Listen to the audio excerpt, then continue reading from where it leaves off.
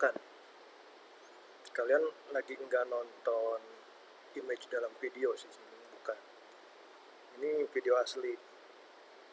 Dan buat kalian yang baru pertama kali lihat saya, mungkin kalian bertanya-tanya, ini orang siapa sih tiba-tiba datang nongol di beranda saya gitu kan. Dari entah dari antah berantah atau siapa gitu ya. Ini orang kok tiba-tiba nongol terus dengan gabutnya kamu menekan tombol play gitu ya dalam YouTube kamu. Terus muncul deh saya yang nggak tahu siapa ini ngobrol di depan kamu. Ya kalau memang itu terjadi, itu semua pasti dikarenakan semesta sudah menggerakkan. Tuh apa tuh? Hah? Mau apa, Pompoyo? Saya cuma ingin men-challenge diri saya pribadi, apakah saya ini berani tampil di depan kamera sih berani-berani aja, tapi kalau sampai dipublish, terpampang nyata wajah saya di depan kamera terus dipublish dan orang-orang tahu, saya sih sebenarnya belum punya mental yang kuat buat nerima ketika saya banyak direspon banyak orang. Itu saya belum bisa nerima sampai sejauh itu. Cuman ya balik lagi ke tadi, saya pengen men-challenge potensi yang ada di dalam diri saya. Kira-kira saya bisa nggak seperti mereka itu yang beropini ke masyarakat publik? Ya mau aja dulu, yang nonton atau enggaknya kan saya nggak terlalu peduli ya, walaupun saya juga punya channel YouTube yang orientasi saya juga nggak terlalu ke arah mendapatkan income atau dari AdSense atau dan lain-lain. Jadi apakah kamu masih menyesal 2 menit pertama ini kamu habiskan dengan coletehan saya yang nggak jelas kayak gini? Kebetulan saya juga punya unek-unek yang pengen dikeluarkan sih. Kebetulan momentumnya kan banyak hal nih yang pengen saya respon dari apa yang terjadi di belakangan ini. Yang pertama tentang Hari Batik Nasional yang jatuh pada tanggal 2 Oktober. Ya, tanggal 2 Oktober ya kemarin ya. Sampai video ini dibuat yaitu sekarang ini tanggal 3. Berarti jatuhnya tanggal 2 Oktober kemarin ya. Itu hari Minggu dan sekarang kan hari Senin. Ya jadi Hari Batik Nasional, kira-kira penting nggak batik nasional? Kira-kira penting nggak kita punya warisan budaya berupa karya dari leluhur kita, terus kita sekarang perjuangkan dan menjadi aset bangsa?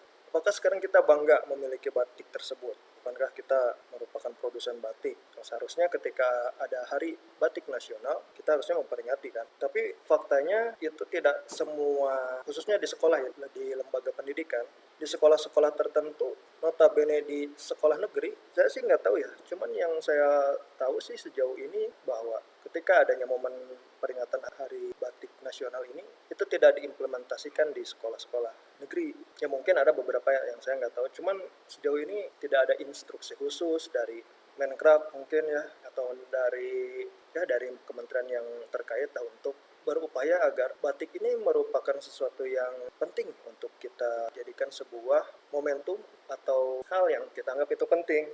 Malah kebanyakan yang terjadi adalah sekolah-sekolah swasta yang memperingati Hari Batik. Kayak mungkin nggak semuanya ya, tapi saya lihat beberapa sekolah swasta justru yang memperingati Hari Batik dengan cara mewajibkan guru-gurunya untuk memakai batik pada saat upacara bendera, atau anak-anaknya juga disuruh untuk memakai baju batik.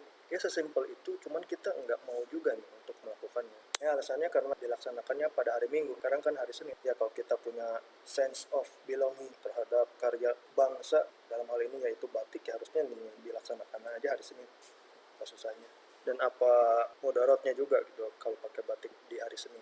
Nanti kalau budaya kita diklaim sama negara lain, ujung-ujungnya marah lagi kan. Kita baru ribut gitu kan. Kenapa sih enggak kita melestarikan dari sekarang? Budaya kita ini emang perlu kita lestarikan. Ini bagian dari mempertahankan. Kita bikin nggak bisa, coba minimal mempertahankan gitu dengan cara ya ada momentum khusus lah untuk perayaan Hari Batik Nasional ini. Walaupun sekarang saya nggak pakai batik, tapi saya di dalam hati saya sudah dibatik. Anda kalau lihat Malaysia itu sekarang ada juga batik di sana. Karena memang Indonesia dan Malaysia merupakan negara yang mempunyai akar budaya yang sama ya. Itu gitu. Makanya di sana ada barong, di sana juga ada keris, di sana juga ada kuda lumping, di sana juga ada batik, segala macam ada, sama kayak budaya kita. Cuman giliran mereka mengklaim, kita nanti marah-marah gitu. Ya kalau mau kitanya lah yang harus gercep gitu, jangan nunggu diklaim dulu baru kayak rumah kosong gak ditinggalin, giliran ada yang menghuni baru aja ribut gitu kan.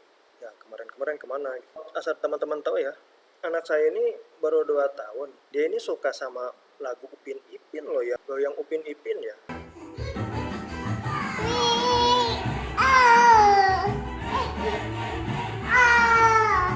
Goyang Upin Ipin yang gitu-gitu ya. Anak saya tuh senang banget sama lagu itu, dan itu lagunya dari Malaysia. Kenapa sih enggak dibuatnya sama home production yang dari Indonesia gitu, kayak Adit Sopo Jarwo misalkan, atau dari Nusa dan Rara, yang bisa membawa suasana anak kecil itu lebih bergairah gitu untuk mengembangkan kerja otaknya.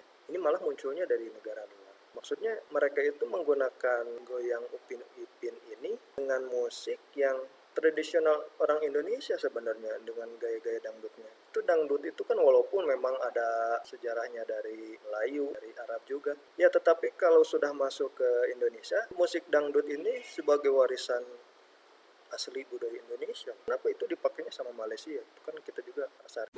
Terus kalau kalian juga tahu videonya Floor 88, Hutang,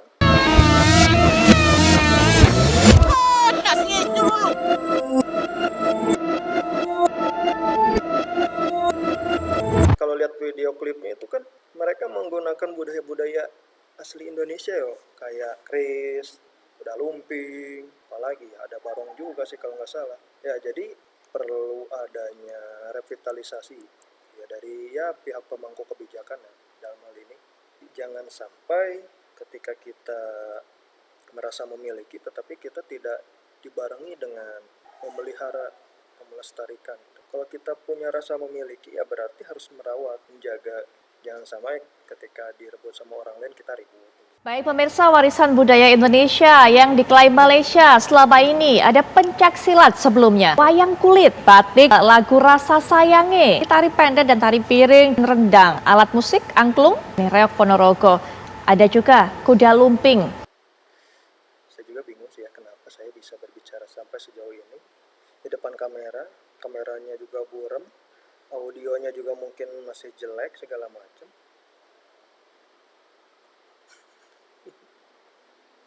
Sorry ya ngabisin kuota kalian, tapi ya ini kesel aja sih sebenarnya. Kenapa sih? Kalau sudah tiada baru